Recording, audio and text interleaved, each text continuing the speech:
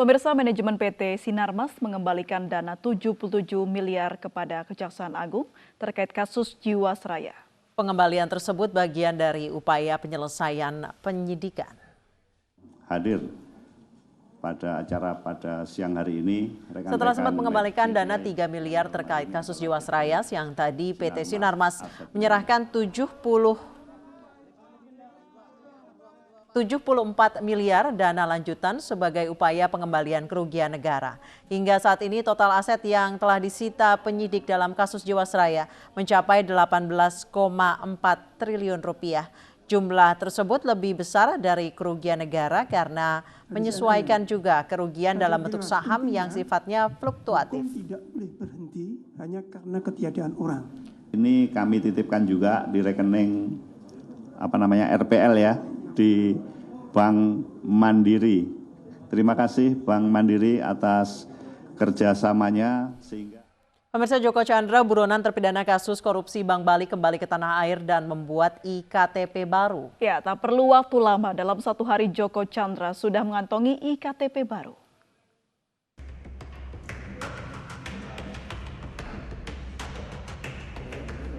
Buron kasus korupsi pengalihan hak tagih atau sesi Bank Bali, Joko Chandra mengajukan peninjauan kembali atas kasus yang menjeratnya sejak tahun 1997. Ironisnya, pengajuan peninjauan kembali menggunakan EKTP yang baru dibuatnya di kawasan Grogol Selatan, Jakarta. Bahkan Joko Chandra datang langsung ke suku dinas kependudukan catatan sipil untuk mengurus EKTP pada 8 Juni lalu. Joko Chandra pun mendapatkan kartu fisik KTP elektronik dalam waktu sehari. Tapi kemarin PK itu dimasukkan dengan menggunakan KTP DKI. Nanti saya konfirmasi ke tim ya untuk tanggal tahun KTP-nya, karena bukan saya pribadi yang masukkan ke sini. Sehingga saya sendiri belum pernah lihat KTP-nya langsung. Sidang peninjauan kembali Joko Chandra pun digelar pada 29 Juni dan 6 Juli lalu. Namun Joko Chandra tidak hadir karena sakit dan sidang pun ditunda hingga 12 Juli mendatang. Pihak kejaksaan menegaskan akan langsung menangkap Joko Chandra begitu hadir di persidangan. Sebelum sidang harus ditangkap. Harus ditangkap, langkah jelas. Selanjutnya? Mau nggak, setelah itu mau sidang PK lagi kita akan layani. Jadi ditangkap dulu Pak. Harus dieksekusi dulu. Tapi memang menurut skemanya harus datang kan Pak ya, terpidananya ya Pak? Harus hadir. Oke. Menurut formilnya dia harus hadir, kalau tidak hadir harusnya ditolak. Joko Chandra sendiri sejak dinyatakan buron tinggal dan memegang kewarganegaraan Papua Nugini. Tim Liputan iNews melaporkan. Pemirsa, kasus korupsi Chelsea Bank Bali menyangkut sejumlah nama besar di dunia perbankan hingga politik. Bermula dari penagihan piutang di Rut Bank Bali, Rudy Ramli, hingga berujung perselisihan antara BPPN dan PT Era Giat Prima, di mana Joko Chandra duduk sebagai direktur utamanya.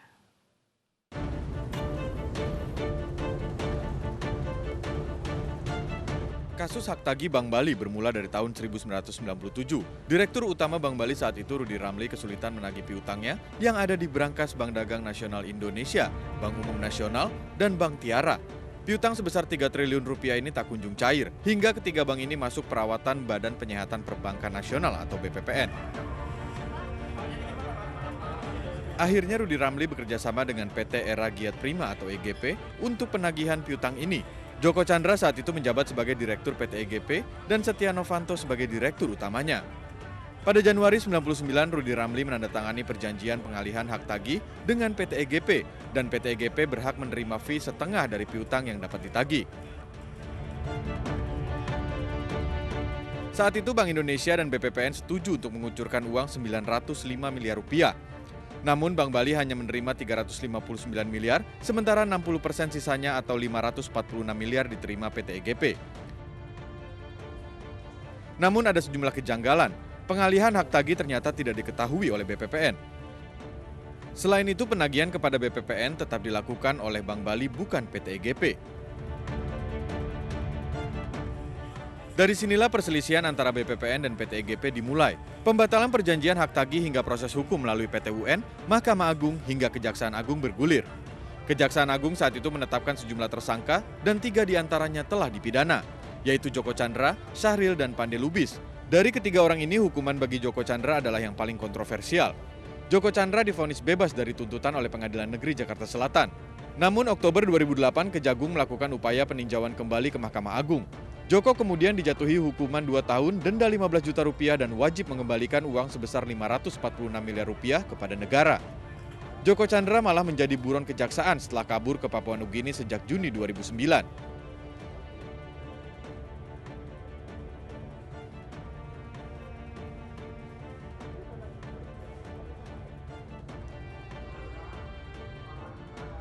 Namun pada 8 Juni 2020, tiba-tiba Joko Chandra membuat KTP elektronik dan mendaftarkan peninjauan kembali kasusnya di hari yang sama. Tim Liputan iNews melaporkan. Pemirsa, kita langsung saksikan pernyataan dari Lurah Grogol Selatan terkait pembuatan IKTP Joko Chandra.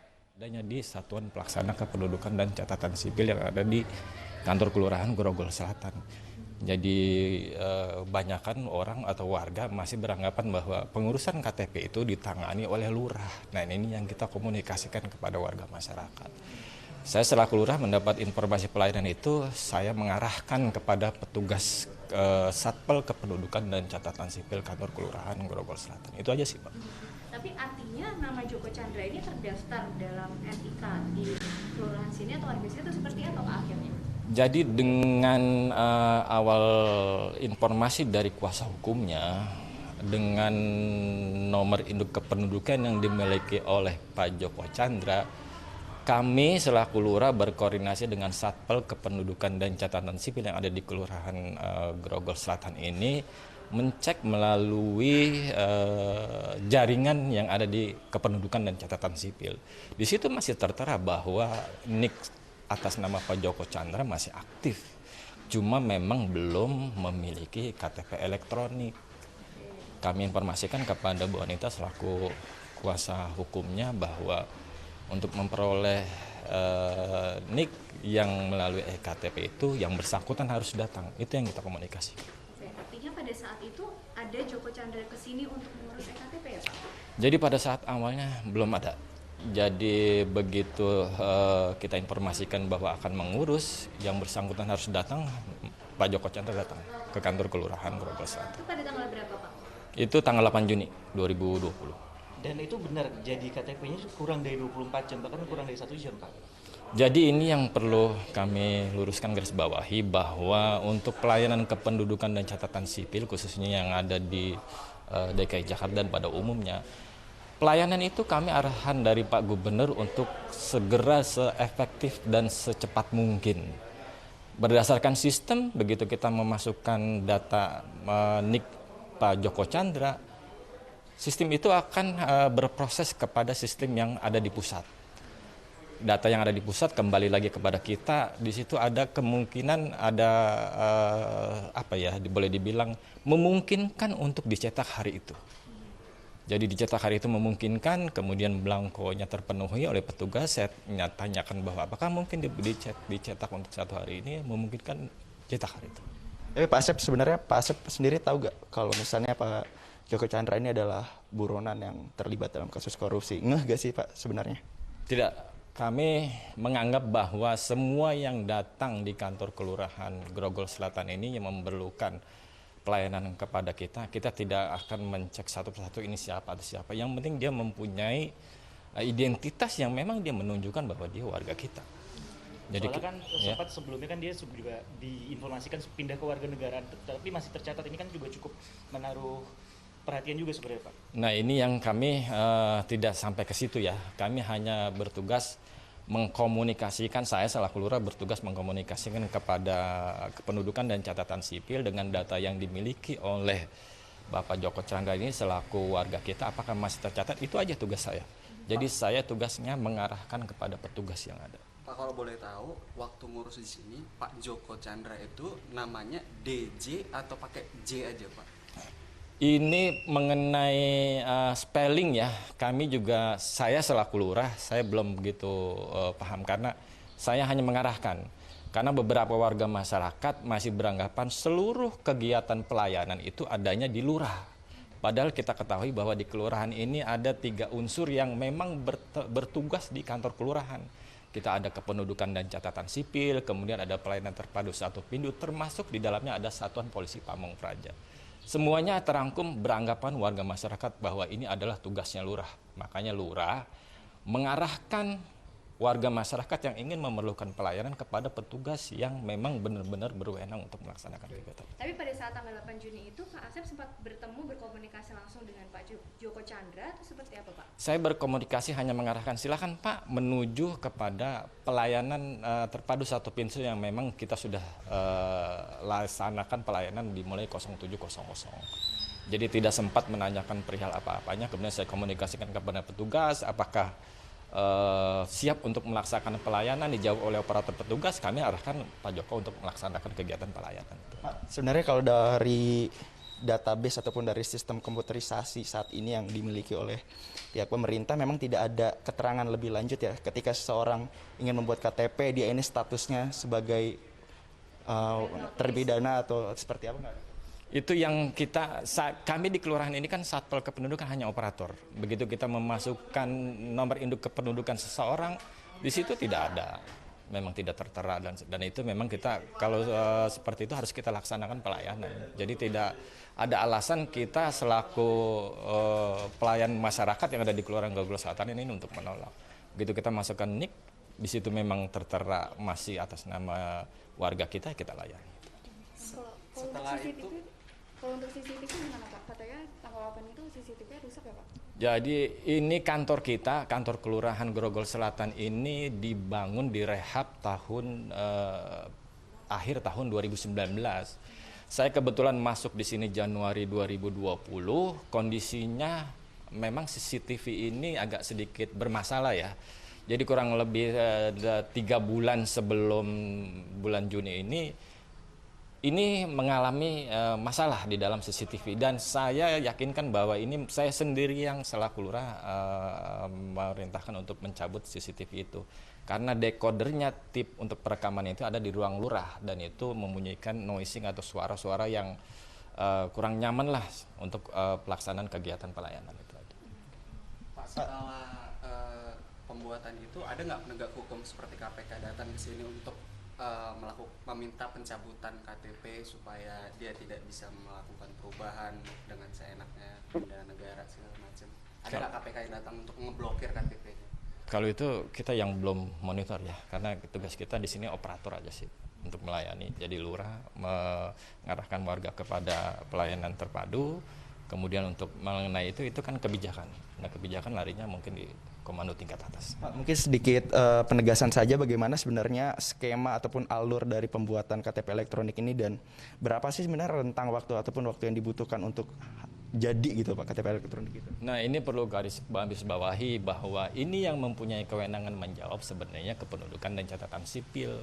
Saya selaku lurah hanya mengarahkan kepada warga masyarakat yang masih beranggapan bahwa seluruh pelayanan yang ada itu menjadi tanggung jawab lurah. Kami hanya mengarahkan. Kalau untuk berapa menit, berapa jam pelaksanaan pelayanan itu domainnya kependudukan dan catatan sipil. Itu barangkali yang bisa dikomunikasikan. Pak, dalam perekaman data KTP itu kan pasti juga sempat dikonfirmasi mengenai alamat, kemudian data-data yang bersangkutan. Itu juga yang dilaksanakan oleh para petugas dalam kemarin pembuatan proses iktp. Nah ini yang saya belum dapat info ya, karena begitu dinyatakan petugas operator kependudukan dan catatan sipil yang ada di kita siap untuk melaksanakan perekaman, itu karena ruangannya kecil hanya mencukupi untuk petugas dalam hal ini operator dan warga masyarakat yang untuk melayani, kami hanya menunggu di ruang tunggu. Jadi untuk segala bentuk komunikasi pelayanan itu adalah domainnya kependudukan dan catatan sipil. Itu pada aja. saat tanggal 8 itu yang datang siapa saja Pak yang menemui Bapak? Selain Bu Anita, ada Bu Anita mungkin atau ada orang lain Pak? Tidak ada. Saya hanya membantu mengarahkan pada saat itu Bu Anita dengan Pak Joko. Pak Jokonya juga ya Pak ya? Karena begitu selesai pelaksanaan saya lanjut dengan kegiatan yang lain. Jadi saya tidak sempat monitor kegiatan. Oke Pak, terakhir terkait rencananya sih untuk Komisi 3 DPR kan terkait masa pembuatan nih waktu nih Pak dan juga melibatkan Pak Lurah sendiri nih. Apakah sudah ada informasi terkait klarifikasi atau mungkin konfirmasi terkait hal ini dari DPR ya Pak? Itu belum. Kami belum dapat informasi. Kalaupun memang ada informasi seperti itu, kami akan lapor dulu ke pimpinan bagaimana arahan selanjutnya. Kalau dari pihak Kejaksaan Agung sudah pernah ada komunikasi Pak mengenai hal ini? Kejaksaan Agung perihal ini belum ada. Tapi seandainya nanti ini akan maju ke ranah hukum, apakah Bapak siap untuk nantinya melakukan komunikasi dengan pihak kepolisian, pihak KPK ataupun pihak manapun yang berwenang? Saya selaku lurah barangkali karena ini adalah domainnya pelayanan kepada kita, kami akan tetap bantu pelayanan. Tapi tetap kita punya komando tingkat atas, akan kami komunikasikan dengan pimpinan, apakah memungkinkan kami untuk melakukan jawaban-jawaban seperti itu. Seperti itu aja, Mas. Pak, pada saat itu Bu Anita dan Pak Joko datang sekitar pukul berapa, Pak, ke sini? Ini sekitar pukul 7 atau 8 ya, saya kurang begitu hafal karena 1 bulan yang lalu, dan itu kami beranggapan bahwa semua yang datang di kantor kelurahan ini kan warga masyarakat kita. Jadi saya selaku lurah tidak begitu apal, tidak memperhatikan ininya, dan semuanya itu adalah kependudukan dan catatan sipil yang kita arahkan. Terima kasih banyak, Pak. Terima kasih, Ya. Pak Asep. Ya. Kita beralih ke informasi lain. Pemirsa, seorang bandar judi yang mengamuk saat dibubarkan hari ini ditangkap Polres Toraja Utara. Pelaku ditangkap di rumahnya saat sedang tidur. Polres Toraja hari ini menangkap pelaku bandar judi sabung ayam yang mengamuk saat dibubarkan. Pelaku ditangkap di rumah orang tuanya di Jalan Poros Palopo, wilayah Pasele, Kecamatan Rantepao, Toraja Utara.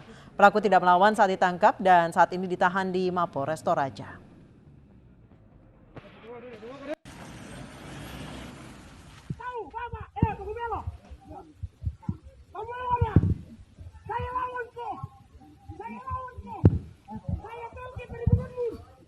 Sebelumnya beredar video saat pelaku melawan polisi di arena sabung ayam Toraja, Sulawesi Selatan. Bandar judi ini berteriak dan menantang polisi. Ia tidak terima karena arena sabung ayam miliknya ditertibkan polisi.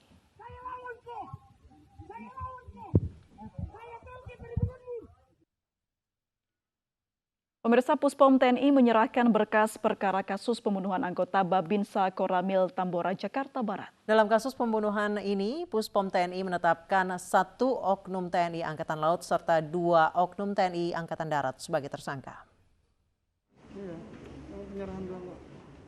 Hari ini Komandan Puspom TNI Mayor Jenderal Edi Rate Muiz menyerahkan berkas kasus pembunuhan anggota Babinsa Koramil Tambora, Jakarta Barat kepada Kepala Auditor Militer 207 Jakarta, Kolonel Varianto Situmorang. Selain penyerahan berkas perkara, barang bukti yang digunakan oleh para tersangka juga diserahkan seperti badik, seragam kesatuan dan motor yang digunakan oleh tersangka. 7 hari ke depan, Auditor Militer 2 Jakarta akan memproses berkas sebelum menentukan tuntutan yang akan dilayangkan di pengadilan militer. Sementara 3 tersangka, 1 oknum dari TNI Angkatan Laut dan 2 oknum dari TNI Angkatan Darat telah ditahan. Juga nanti saya kira persidangannya akan dibuka untuk umum, bisa diikuti. Ini menunjukkan suatu langkah yang sangat baik dalam hal penegakan hukum. Jadi kita sangat-sangat terbuka dan transparan. 3 tersangka penganiaya Serda RH Saputra, 1 oknum TNI Angkatan Laut dan 2 oknum TNI Angkatan Darat telah ditahan dan diproses secara militer. Serda RH Saputra tewas saat melerai keributan di salah satu hotel di Jakarta Barat.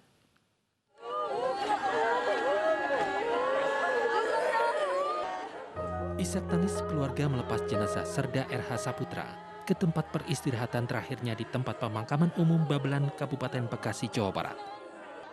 Serda RH Saputra anggota Babinsa tewas saat melerai keributan di salah satu hotel di kawasan Jakarta Barat. Ibu dan anak korban sempat tak sadarkan diri saat jenazah diturunkan ke liang lahat.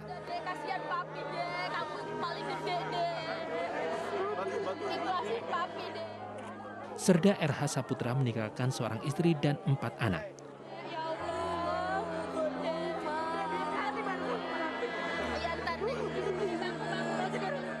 Anggota Babinsa Serda RH Saputra yang ditugaskan melerai keributan di salah satu hotel di Jakarta Barat justru menjadi korban. Korban ditikam pelaku oknum anggota TNI Angkatan Laut. Para tersangka yakni 1 oknum anggota TNI Angkatan Laut dan 2 oknum anggota TNI Angkatan Darat telah ditahan. Sementara tersangka lainnya dari sipil juga ditahan di Polres Jakarta Barat. Dari Jakarta, Tim Liputan iNews melaporkan. Pemirsa, stres akibat tekanan ekonomi, seorang istri di Lombok Timur, Nusa Tenggara Barat tega menganiaya suaminya yang menderita penyakit stroke. Setelah video penganiayaan viral di media sosial, sang istri meminta maaf.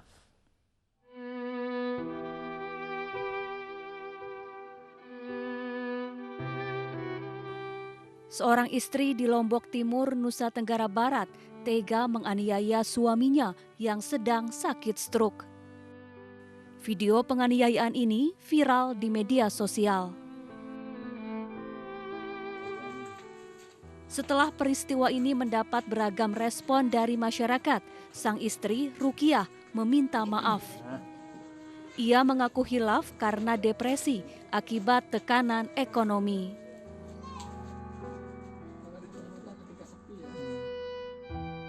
Petugas unit pelaksana teknis daerah perlindungan perempuan dan anak Lombok Timur mendatangi rumah Rukiah dan Hussein.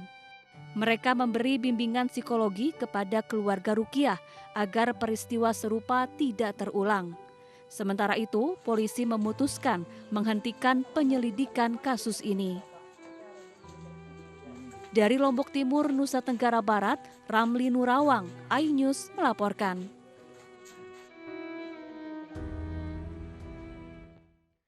Pemirsa, setelah mendapat banyak respon negatif dari masyarakat, istri penganiaya suami akhirnya meminta maaf. Dan saat ini sudah bersama kami Ibu Rakiah, istri penganiaya suami yang stroke, yang kemudian aksinya viral di media sosial. Selamat sore Ibu Rakiah. Selamat sore. Ibu Rakiah, sudah berapa lama suami Anda sakit stroke seperti ini? Sudah 2 tahun. Sudah 2 tahun. Ibu Rakiah, apa yang mendasari ibu kemudian berbuat kasar ibu terhadap suami? Karena waktu saya mandinya itu saya kelelahan. Sehari-hari saya kelelahan. Ibu kenapa kelelahan? Apakah ibu bekerja, mencari nafkah juga, kemudian mengurusi keluarga termasuk suami yang sakit, Ibu? Ya. Ibu Saya kerja apa, Ibu Rakiah? Nafkah. Ibu Rakiah bekerja sebagai apa, Ibu? Saya buruh tani, sawah orang. Buruh tani di sawah orang. Ibu Rakiah, saya boleh tahu, Ibu tiap hari bekerja jam berapa sampai jam berapa, kemudian sampai rumah langsung mengurus suami dan anak-anak, boleh Ibu Rakiah ceritakan, Ibu? Saya bekerja sampai petang juga. Dari pagi sampai sore begitu ya, Bu ya? Iya. Jam berapa pulangnya, Bu? Jam 5, Bu. 9 malam? Jam 5 sore. Oh, jam 5 sore. Jam 5 sore. Kemudian sampai rumah, apa yang biasanya Ibu lakukan?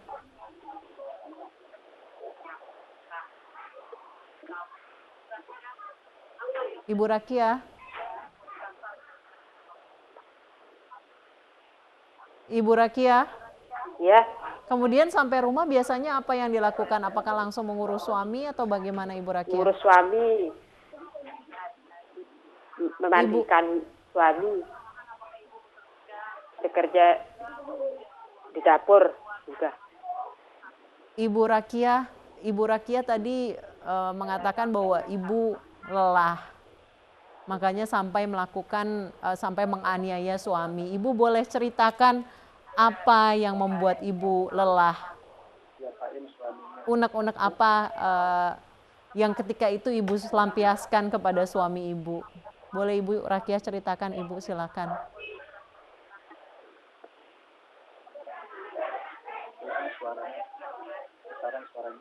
Ibu Rakiah?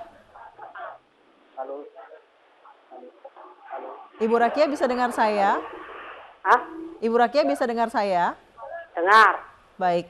Ibu Rakiah, Ibu tadi mengatakan Ibu menganiaya suami karena Ibu lelah. Ibu mengatakan kalau Ibu menganiaya suami karena Ibu lelah. Boleh Ibu ceritakan apa yang menjadi unek-unek dan kelelahan Ibu selama 2 tahun mengurus suami, mengurus anak, dan juga menjadi tulang punggung keluarga? Silakan Ibu Rakiah.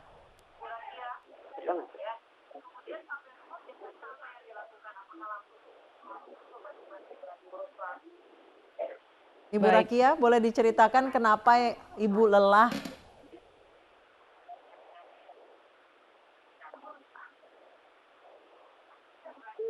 Saya Baik.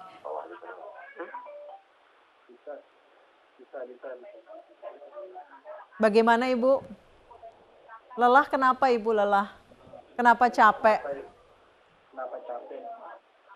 Saya capek sehari-hari saya memandikannya. Ada rasa kecewa terhadap suami Ibu? Entah. Tidak. Ya. Tapi masih sayang ya Ibu ya dengan suami ya? Baik, dengan sayang. Dengan respon Ibu seperti apa melihat ini viral dan juga tetangga bagaimana responnya kepada Ibu?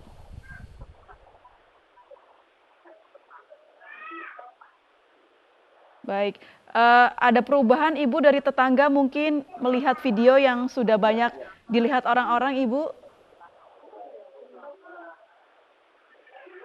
Ibu Rahia? Ya. Menyesal tidak Ibu? Menyesal. Baik, sudah menyesal begitu ya? Tidak memukul suami lagi ke depannya ya? Karena juga masih sayang ya Ibu Rahia ya? Masih sayang. Baik, terima kasih Ibu Rahia sudah bergabung dan berbincang bersama kami di Ayu Sore. Pemirsa, sebelumnya seorang istri di Penjaringan, Jakarta Utara juga tega menganiaya suaminya yang tengah mengidap stroke. Pelaku diduga mengalami gangguan jiwa.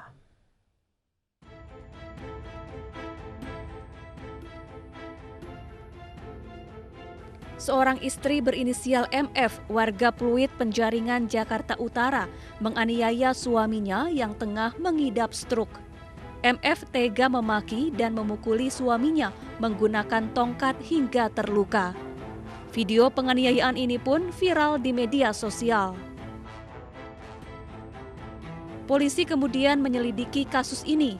Usai mendatangi rumah pelaku dan korban, pelaku dibawa ke Rumah Sakit Jiwa Dr. Suharto Herjan untuk diperiksa. Pelaku dirawat karena diduga mengalami gangguan jiwa. Pelaku dan korban menikah sejak 2014 silam. Pelaku merupakan istri kedua korban yang dinikahi secara siri. Dari hasil pernikahan ini, pelaku dan korban dikaruniai 1 orang anak. Dari Jakarta, tim liputan iNews melaporkan. Pemirsa, warga desa Cibunian, Kampung Salak, Bogor dites corona setelah sebelumnya digoyang sang Raja Dangdut Rhoma Irama. Kami kembali usai jeda berikut ini.